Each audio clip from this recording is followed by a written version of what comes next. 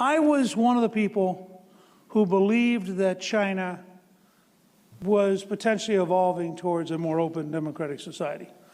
I thought it was reasonable to have them in the World Trade Organization because I thought belonging to a rules-based organization would increase their approach to the rule of law.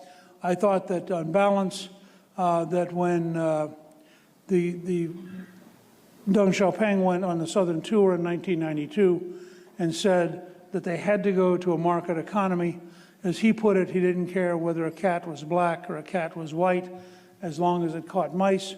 And he really meant he didn't want to be told about ideology, he wanted to be told about what worked. Well, at the time, I thought this was a big first step towards opening up China, which was a complete misunderstanding. Deng Xiaoping was a founding member of the Chinese Communist Party in the early 1920s. He spent a year in Moscow at the Leninist University learning how to run an authoritarian, totalitarian, Leninist-style dictatorship. His argument was actually much more subtle.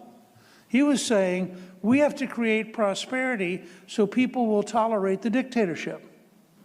And if we don't create prosperity, people will overthrow the dictatorship. So his goal in going to a market economy was to strengthen the dictatorship. Now that was the opposite of virtually everybody in the West. Xi Jinping is General Secretary of the Communist Party. They will always in China, in talking to foreigners, refer to him as president because they want to normalize how he feels to us. But in fact, he's a dictator exactly like Stalin, exactly like Mao, exactly like Lenin. His interest is to sustain and strengthen the Chinese Communist Party. And I believe they are a greater threat than the Soviet Union or Nazi Germany.